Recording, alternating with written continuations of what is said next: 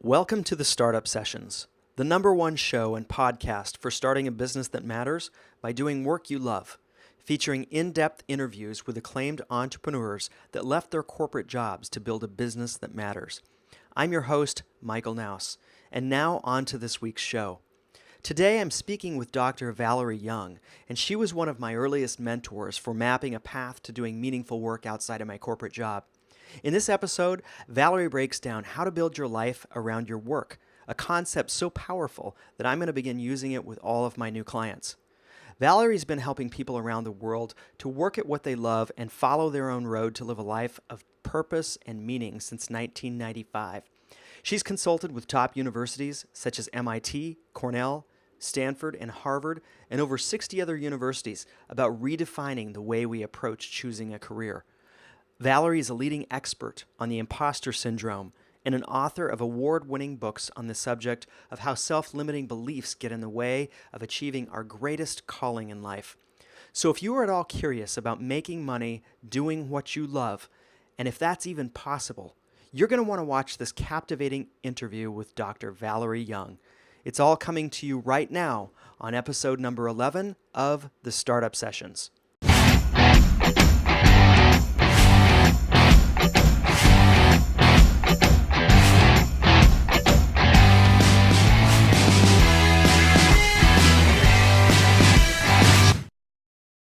Hello, everyone, and welcome to this week's episode of the Startup Sessions. I'm Michael Knouse, and today I'm here with a guest that's been pretty influential in shaping my journey from working in the corporate environment to starting my own business and following some of my entrepreneurial passions. So, Valerie Young, welcome to the show. Thanks. I'm really excited to be here, Michael. Excited to have you. So let me properly introduce Valerie. She's the well-known she's well-known, but she's a founder of a well-known site that I stumbled across years ago called changingcourse.com. She's also an author, an internationally known speaker. She runs a career coaching training program that focuses exclusively on the unique needs of people that want to create their own job. It's one of the most unique career coach training programs I've ever seen. She's also a leading expert on something called the Imposter Syndrome, and hopefully we'll have a chance to talk about that today. And that's really a fascinating look into how so many accomplished people and capable people suffer from self-doubt when they're trying to do something that they really want to do. So I've asked Valerie to focus on a couple of subjects today, areas where she's really an expert. And first, I want her, though, to share her story and talk about leaving her corporate job. And then I want to have her talk about how she empowers others to find their true calling in life and really the importance of creating work that you love. So Valerie, let's start with your story. Give us a little bit of background on yourself and what prompted you to go in the direction that you've gone with your career. Yeah, well, actually, it was, I can't believe it. It's 18 years ago now. I was probably 20 when this really happened, but I was commuting 2 hours a day, 90 miles round trip to a Fortune 200 job. I had a management job there, and It was a great job, great people, great salary, but on no other level was it, at all satisfying to me. So, but I had a mortgage, I had a car payment, so there I was. And then suddenly my mom passed away, which is one of those life wake-up calls that people get. Sometimes it's your health or someone's health in your family or a loved one, and you kind of step back and say, what do I really want to do with my life? And I left that job within a few months when my mom died. She was 61 years old. She was only 5 months short of her very much awaited retirement, and it was really life-changing for me. So I left my job. I took another job closer to home, shorter commute, smaller company, and probably about 2 months in, Michael, I realized I had made the career equivalent of changing deck chairs on the Titanic. I got there and I realized, I don't need a new job. What I really needed was a new life. Okay. So I started reading everything I could get my hands on to try to figure out what did I really love to do. And in the process, I realized that I loved the whole topic of changing course, of figuring out, what do you love to do and how can you essentially make your own job and do your own thing. Okay. So I started a newsletter called Changing Course. This was a little bit before the internet. Yeah. the hard copy subscriber newsletter at the time. Okay. All right. Yeah, that's interesting. Um, you know, I talk to a lot of people, and so many people feel, I think, scared and underqualified to leave a job, even under circumstances that may feel, that might shake them up, like a life-changing event. Hmm. What's your first recommendation for people who want to become more aligned with meaningful work, and they've just got kind of something inside telling them that things just don't feel right at their job? What would you tell someone like that to do?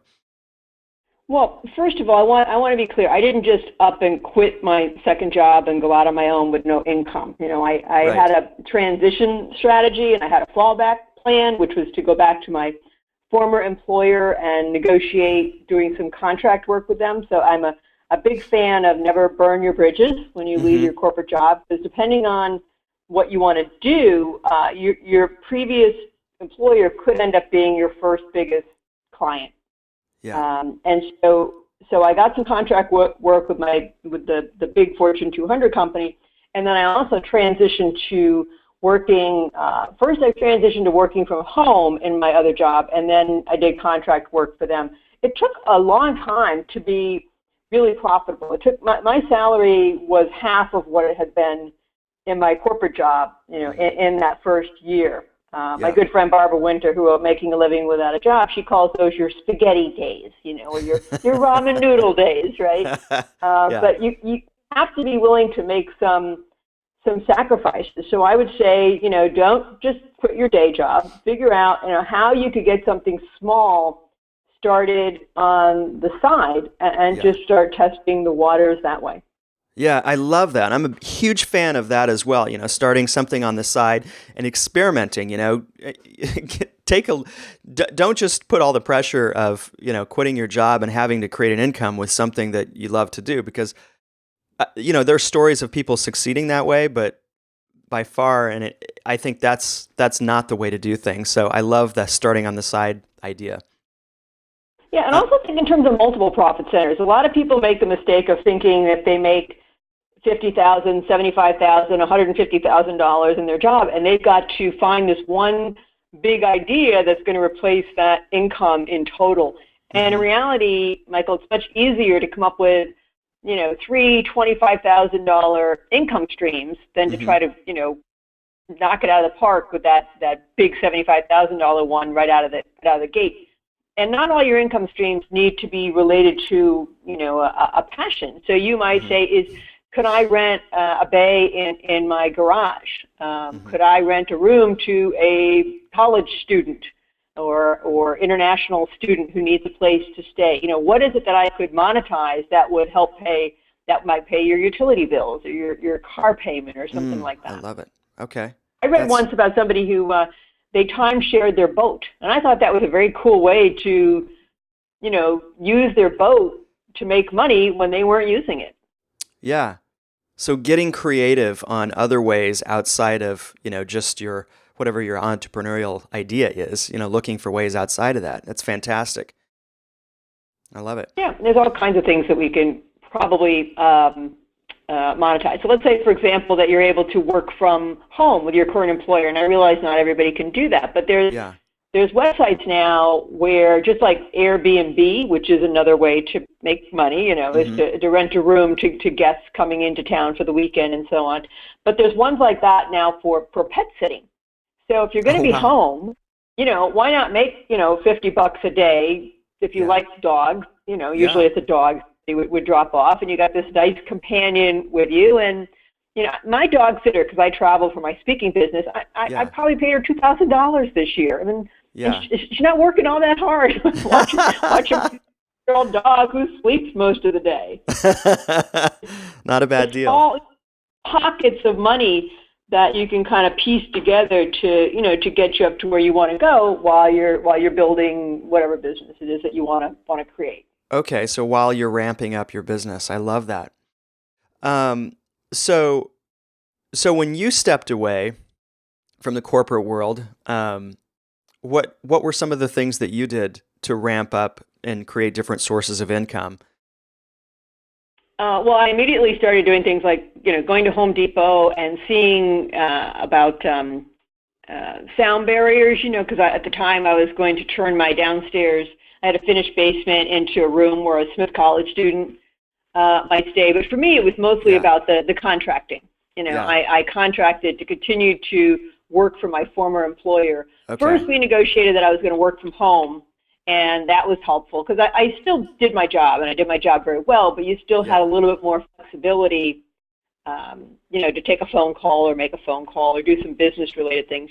And then I really moved into, I don't want to say full-time freelance, but I did a lot of freelance stuff.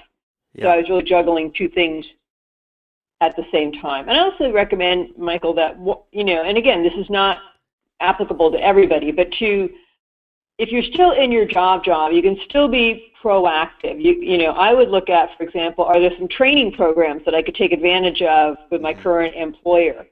Are there some networking opportunities that I might want to look at through this different lens?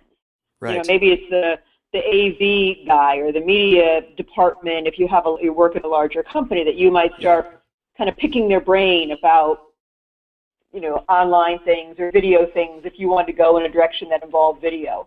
Yeah. What is it, without exploiting your employer, but what are some ways that you can make the most of where you are that's going to enable your business in the future? Okay. I love that. Yeah. Why not get paid for learning something new that you're interested in if that's available, right? Yeah, sign up to do more with the online component of your company if that is a fit for your job. If you're going to be doing some kind of an online business, and I think it's a win-win for everybody. Absolutely. And that comes down to figuring out what is it that you really want to do, and you always have to combine your interest with a need out there. Right. Because somebody has to pay you to do the thing that you really love to do. Yes. Yeah, and there seems to be this is my perspective. There's a couple of different schools of thought out there around that. There's one that's, go, find your passion. And that doesn't always work out because some people have passions that just flat out they're not going to probably pay to create a lifestyle that you could live off of. And there's another school of thought where it's go find something interesting, get really good at it, and then build that around a passion, and you can probably create something, long-term viable. What's your take on that? Well, I actually started a little bit earlier, and instead of starting at the place where most people start, which is what do I love to do, I think we need to step back and go, what do I want my life to look like? Oh, okay. Because when we're growing up, everybody says, what do you want to be when you grow up? But nobody ever said, what do you want your life to look like? And if they had, I don't think anybody out there would say, well, I think I'd like maybe some commuter traffic and a cubicle and a micromanaging boss. That would be kind of sweet, right? Nobody would sign up for that. Yeah. But we get these degrees, or we find ourselves in these jobs, and we look around and go, wait a minute, this isn't what I thought I was signing up for. Mm-hmm. But that's what that job is. Like my niece, she got a lot of pressure to become a pharmacist. She makes a lot of money as a pharmacist, but all I can think of is standing on your feet all day long in a windowless, the back of a windowless, pharmacy with, but to me it's about the life. Yeah. So figure out what you want your life to look like first, then come up with ways that you can generate income that's going to allow you to have as much of that life as possible. So I call it the life first, work second approach to career planning. I love it. Try to build the work around the life. So if you want to work from home, is the thing you love to do conducive to working from home? Mm-hmm. Because people they go, oh, I love books, so I think I'd like to open a little bookstore. Setting aside what's happening in the publishing industry and books. Sure. This person who thinks, wouldn't it be nice to have a little cafe? When you dig deeper, they don't really want to be somewhere at the same time every day, opening up a brick and mortar store. Right. Yeah. So start with a life. So that's the bigger question. What do I want? What do I want my life to look like? What do I need and want financially? And then from there, figure out what do I have? So what are my gifts? Yeah. What are my interests? What assets can I monetize? Like I said, do I have space that I could rent? Do I have some some prior knowledge or experience from my former job that I could consult, even though it's not my passion. Mm-hmm. But could I use that just to generate some income by consulting to other print shops or whatever your expertise might be? Yeah. So, and also look at your skills, but I don't lean totally into what people are good at, because I always figure I'm really good at typing and mowing the lawn. Yeah. But that doesn't mean I want to do either one for my livelihood. And traditional career advisors are all about skills assessments. Yes. Figure out what you're good at and go do that. But yeah. Just because you're good at numbers, all these people wind up as accountants and jobs that they're just not happy about, because everybody said they were good with people, so they go into HR. Mm-hmm. And then they realize what HR really is. Right. Yeah, I love this, because it's, what it really says to me is there's, this is an exercise in really assessing what you want your life to look like and being really creative about tapping into many different aspects of, your experience, what you've done, and what you want to do. Mm-hmm. So it's kind of like putting the pieces of a puzzle together, piece by piece. Right. And I think that's key for people to understand, that it doesn't just happen overnight. It's something that's a progression that happens over time. We don't just, there's not very many people just quit their job and they're instantly successful at one business. I don't know anybody like that. No, I don't know anybody either. And I really encourage, Michael, people to think bigger than they normally do. If your idea of heaven on earth would be to have summers off, to be with your kids while your kids are young, then figure out what would be a business that would be conducive to be a very seasonal business, that you could have the summers off. Not everything would fit into that model, but if that was super important to you, then that becomes another filter, a criteria for picking a business idea. I threw that out at a workshop once, and I said, would you like to have summers off? And I'm going through this list. This woman pops her head up, and she went, oh my God, can you do that? I don't know if you can or not, but somebody is. And if you didn't know that that's what you'd love to do, then you wouldn't know to start looking in that direction. Yeah. Love it. Okay. So one thing that I think a lot of people that haven't really looked into starting their own businesses often think of when they think of a startup business is they see it as, oh gosh, I'm going to go start this business and I'm going to have employees, and at some point I'm going to have to get funding. And with technology and everything the way it is today, to me there's an opportunity that's not working for someone else, but it's also not doing a traditional startup with employees. I kind of call it like an unconventional startup. It's a startup where you have to treat it just as seriously as you would your job or a traditional startup, but you're leveraging technology and you're leveraging your skills to create a business that, coaching would be an example, or consulting, or and any spin-off of those, where, with a laptop, you give yourself a lot of options to work from a lot of places.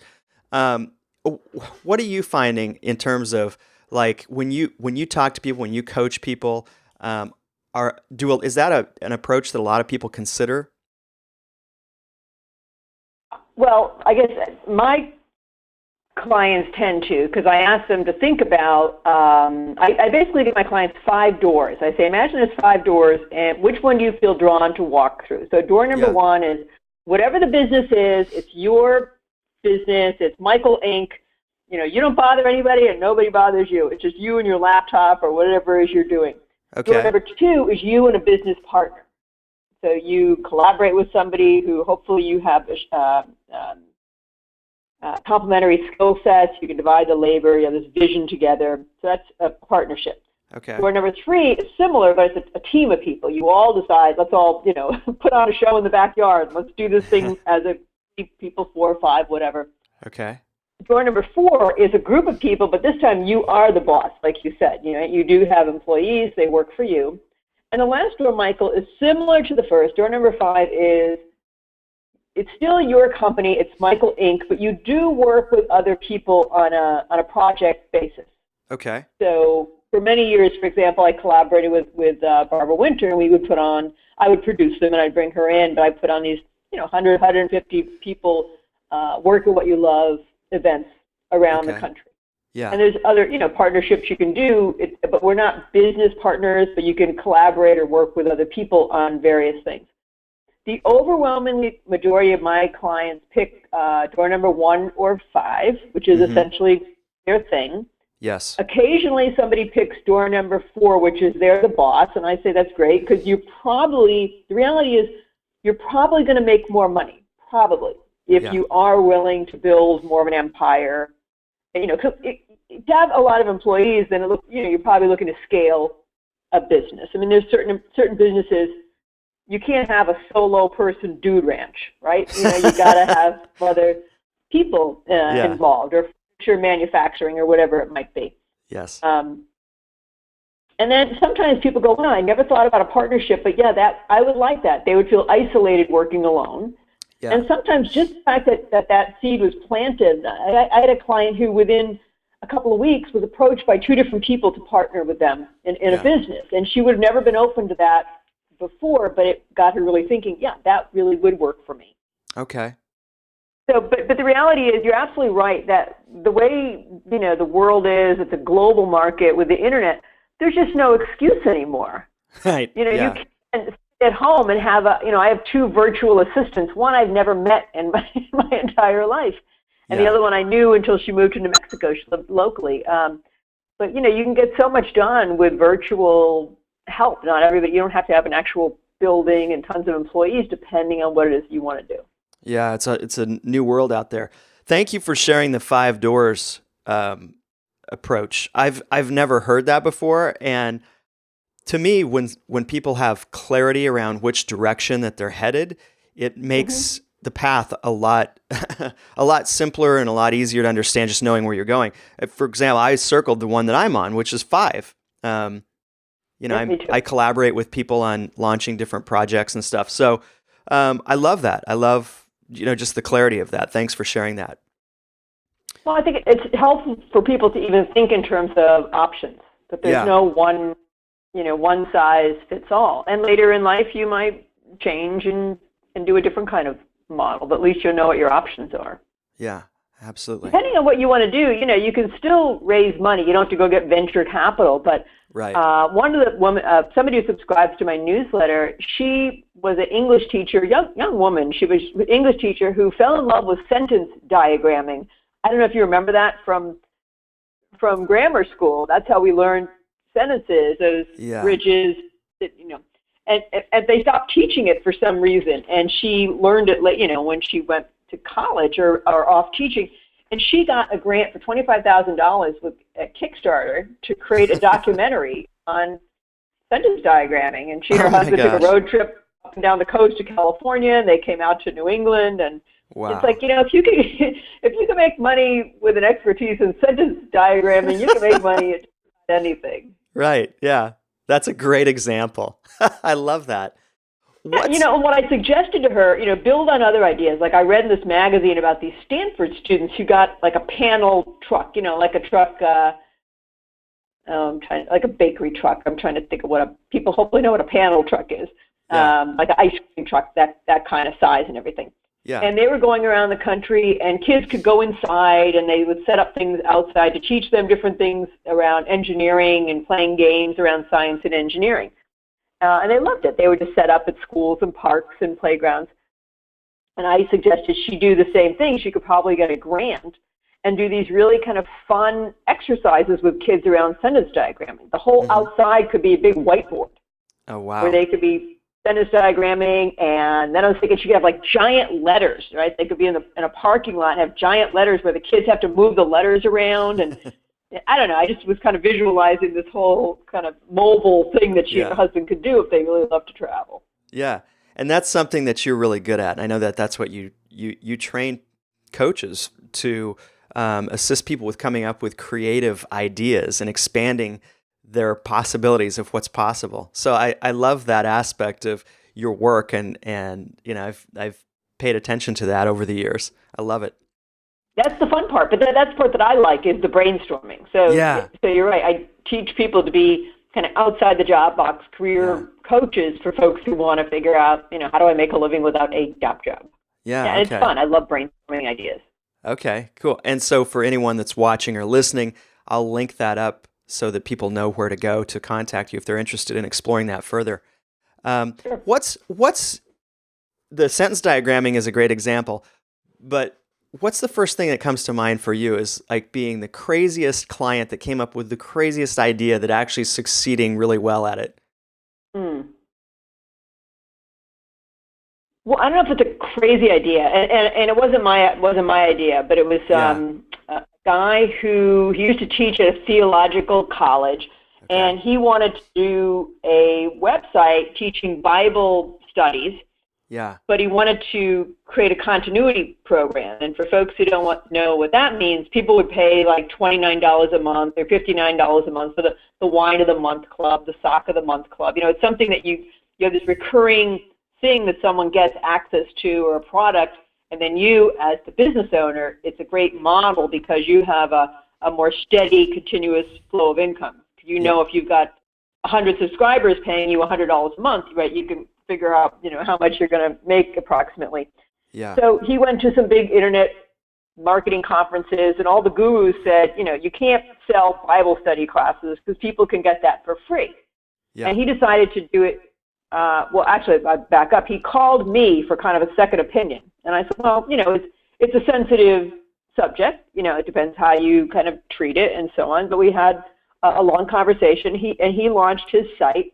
And he made sacrifices. He was working like a night job at a youth home, a residential home. So he was making probably minimum wage. And within 6 months, he was making more than in his night job. Wow. And now he's doing actually really, really well. It's a really nice site. He does these amazing videos. Yeah. And what's interesting is who a lot of his subscribers are people who teach Sunday school and Bible classes. Oh, gosh. Who are looking for lessons, and they don't want to have to reinvent the wheel. Yeah. Oh, interesting. That's fascinating. Sometimes that's an example of, an idea getting traction and, gaining steam. It's like the audience found him almost, one that maybe he wasn't even expecting. That's great. That's a great story. Yeah, it's a cool site. It's called Coffee with Paul. I'm not crazy about the name because you would think his name was Paul, but he meant Apostle Paul. Oh, wow. Okay. But Fascinating. basically, he would say, if you could sit down and have this conversation with the Apostle Paul, what would you ask them? And he's just this very low-key, neat guy and really good with video, which was a skill that he brought to the table. And he and his sons just created some outstanding. Go check out the site. It's a really neat example of continuity income and of somebody just taking something that they really felt passionate about and going for, despite what the naysayers said. No, I love that. To me, that's just a perfect example of marrying something you're interested in, probably had as a hobby, the video thing, was passionate about Bible study, wanted to bring that together and created a site and is now successful with that. So I love that. I just love those stories. So thanks for sharing it. Sure. And he's got like 3 tiers, maybe, $39, $49, $59 a month. And the most expensive one is his most frequent, the one most people buy. Oh, interesting. FYI. For your listeners, yeah. Huh. I love it. I love that. So one of the things I wanted to touch on today too was your work on the imposter syndrome. To me, that's a big thing that a lot of people face, especially when they're thinking about doing something that represents something that they care about and they're passionate about. Tell us a little bit about your work around the imposter syndrome. Yeah, I'll tell your followers what it is. And the shorthand way to describe it, Michael, is that Mike Myers says he's still waiting for the no talent police to show up. A lot of intelligent, capable people feel like, sure, I'm successful, but I can explain all that, right? I've just been lucky, or people just like me, or timing, stuff like that. Yep. And so whenever it usually kind of raises its ugly head, the sense that I'm fooling people and they're going to find me out. Mm-hmm. When you start something new, or you're given a big promotion, and you feel out of your element. So starting a business or hanging out your shingle and saying, now I'm an expert is going to bring up those feelings. And there's two kinds of imposters, if you will. And by the way, I'm a recovering imposter. One kind, kind of uses it to fuel them, and they keep going and they keep achieving, sometimes, in amazing ways. I mean, Maya Angelou said, I've written 11 books, and every time I write another one, I think, I pulled another one over on everyone, and they're going to find out. Tina Fey, I mean, I a huge list of people who've talked about imposter feelings. That's one type. They just keep achieving. The other type, they let it hold them back. So they don't start their business. They don't write their book. They don't put their music or their art or their gifts out to the world because they feel like they never know enough. So they keep getting more credentialed, more certified, getting more training, tweaking, playing with their thing they want to launch, but it's never perfect enough, so they never quite get the thing out the door and can actually start selling it. Yes. And that makes so much sense. Some of my coaching clients, well, I would say probably 90% of them fall into those categories you just talked about at some point where that stuff comes up. They're like, they could be a photographer that's been taking amazing photographs since they were 5 years old and being paid for that. But all of a sudden, when they put their shingle out there, it's like, who am I to be doing this? So it's a big thing that people have to deal with. So, to me, that's something that a lot of people would be interested in, checking out your work on that. And you have a book on that, correct? I do. The book is called, it's somewhat aimed towards women, but I think 80% of the book is applicable to men. But it's called The Secret Thoughts of Successful Women. Okay. And that's with Random House. But people can just learn more generally at impostersyndrome.com. Okay, great. Because actually it comes down to confidence. And then kind of going down another layer, what's interesting, Michael, is the solution to imposter feelings is to adopt, in many ways, an entrepreneurial mindset. Yeah. Because while nobody likes to fail, people who have imposter feelings experience shame when they fail. Okay. Because they feel like they shouldn't, right? They have these very high internal standards for everything that they do, and so they can almost never measure up. Yes. Okay. If you can adopt an entrepreneurial mindset, which is, sometimes you win, sometimes you lose, right? I had this guy who said he would start his business if he knew he wouldn't fail. And I said, well, that's kind of like saying I'm only going to leave the house if I know all the lights are going to be green. Right? Or I'm only going to play on this team if I know we're going to win every single game. Yeah. You're going to lose some games, and then you go into the locker room and you watch the game tape and you figure out what went wrong and you figure out how to improve and do it better. But most of the lessons we learn is by what didn't work. So allow yourself to be in a learner mode and to figure things out. Yeah, I know. I love that because that's so key. Obviously, if you're going to be an entrepreneur, it's really a series of learning, failing, getting better, and being able to look at that through the lens of having that be a fun challenge. That's part of the fun of being an entrepreneur is, you take a look at, you break things down. How can I do this better? How can I offer more value? How can I really, connect with people in better and new ways rather than seeing those steps as, oh, shoot, I failed and gosh, I might as well give up. Yeah, and the first time you do anything is not going to be as good as the 50th time. Sure, yeah. Do something, Yep. So let yourself be wherever you are and allow yourself to get better. I've spent a lot of money going to big internet marketing conferences, and these multimillionaire guys, their mantra is half-ass is better than no ass. That's great. And they don't mean to do a bad job. They mean get version 1 out the door, and then you can course correct as you go along. That's such a huge lesson. I came from the software industry for many years, and the biggest software, Microsoft, for instance, when they ship software, it's got bugs in it. And the reason that they ship it is so that people can, experience it and then they fix the bugs later, And that's so much about what being an entrepreneur is too. That's so funny you said that, because actually in my book, I talk about, that we in the corporate world, of course, would never be so crass as to say half-ass is better than no-ass.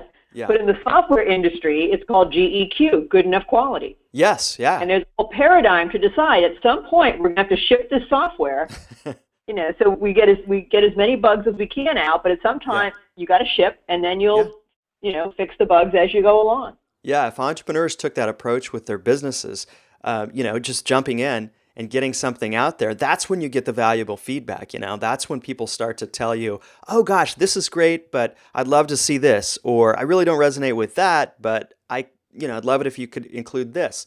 And that's when you really get to create, from my experience, something of even greater value, but you got to get it out there. You just have to. And you can't figure everything out ahead of time. No. I could have never even imagined the business as it unfolded over 18 years when I started out. So I just started with a newsletter. Start somewhere and just kind of get in the game. Yeah, get in the game. Take those baby See where it steps. takes you. Yeah, I love it. So key. All right. So I want to wrap things up here with a couple of additional questions. One of the things that I love is for people in my audience to get to know something unique about my guests. And I'm a big fan of, adventure and hobbies and so forth. So I'll ask you, what's your current adventure activity or hobby, or what's the most adventurous thing you've done in the last 6 months? Gee, it's too bad. I think it would mess things up if I turned my camera around, but I just moved, and I've got this incredible view out the window. Yeah. And I'm going to be doing this over here on the other side of my office. It's hard to even describe, but it's a part of a tree that I had these guys cut down for me. Yeah. And I don't know what it's going to look like, but I'm going to be doing some stone-related work, maybe making lamps out of stones and different kind of found things and interesting wood.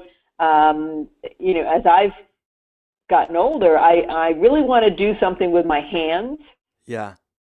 So many of us spend so much time in front of a computer, and I want to also do things in a hands-on kind of creative way.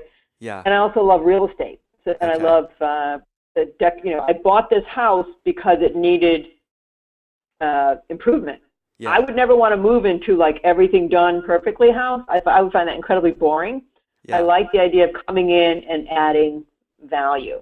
Okay. And it has an apartment, which I'm going to monetize the heck out of. And, I lie awake at night thinking, to me, it doesn't sound very adventurous, not very exciting.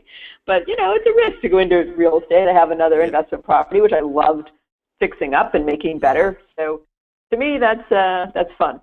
Awesome. I love it. No, everybody has their own, unique desires and hobbies. So I love for people to understand and get a feel for my guests and some of a little bit more underneath what they're about. So thank you. Valerie, if there's a guy on Martha's Vineyard, he makes about $250,000 a year building stone fireplaces and stone walls, and so I think a lot of us become job snobs. We think, oh well, I've got a fancy degree, I couldn't possibly work with my hands. And some of the happiest people I've met lately is the guy who owns the rug cleaning business, this guy who washed my windows. They're their own boss. They're home by 5 o'clock at night with their kids, and it's relatively mindless. There's not a lot of, they can be thinking of other things while they're scrubbing the carpet. So I want to encourage people not just think about the internet, also think about offline kinds of things they might do as well. Yeah, so true. Yeah. And I've got friends here in Portland that have started their own businesses, and one she's always loved design, and so she created a beautiful design studio, and she works way more than she ever worked in her old corporate job, and she loves it. It's the hands-on aspect of it that she loves. So it's so true. I'm glad you brought that point up. Valerie, what's up next for you? Do you have some exciting things that you're going to be offering to people, or what's on the agenda for you coming up? Well, I'm going to be rolling out a new class. It's probably going to start at the end of January for people who want to basically get paid to brainstorm, as I do, as a profiting from your passion career coach. And I do think that really is the new wave. I'm talking to a major elite university about training their career advisors how to think outside the job box. Oh, interesting. Because on the university level, they either have, MBAs or maybe an entrepreneurial institute, but it's very empire-oriented. Yeah. Getting venture capital and, scaling the business and then selling it, and that whole model. Okay. But they really don't have a clue as to help people who just want to do their own thing, basically, Yes. but still make good money. Yeah. So that's something that is just a huge interest of mine. Fantastic. And I'm going to link that up below our interview here. And you do a lot of work with universities. I looked on your website, and how many universities have you worked with for your business? Oh, gosh. Over 60. 60, yeah, it's incredible. I've been to Stanford 4 times. I've been to MIT 5 times. I really like speaking to student audiences, especially graduate students. And I'm also working a lot with faculty now to help them figure out how does academic culture fuel self-doubt and make people struggle with confidence, and what can they do as faculty to support young students so they don't drop out because they feel like they're not smart enough or they're not good enough. Yeah, that's exciting work. All right, so what is the single best way for people to get in touch with you, Valerie, if they're curious about your work and what you do? I would say just go to changingcourse.com. Okay. Or go to Imposter Syndrome. Got it. Okay. And then, all the contact information will be on both of those sites. Fantastic. All right. Sign up for the news. We have 32,000 subscribers at Changing Course. That's free. Just sign up and you'll start getting it. Cool. All right. Super. Well, it's been a pleasure having you on the show today. Thank you so much for taking time out of your moving. I know you just moved, and coming on the show. You've got so much valuable insight and information. I truly do appreciate it. You're an inspiration to a lot of people. You've been an inspiration to me like several years ago, and it's great to connect with you live and face-to-face, Valerie. Thank you. It's been really fun. You're doing a great thing and inspiring other people, Michael. Thank you so much. Great. Well, if you have enjoyed this episode of the Startup Sessions, go ahead and get on the email list so you can make sure that you get these episodes delivered to your inbox every single week. And also, all of these interviews are now offered on the Startup Sessions podcast. So you can download them from my site, or you can go to iTunes and subscribe to the podcast. Thank you, everyone, for watching today. I'll see you next week on a new episode of the Startup Sessions. Take care.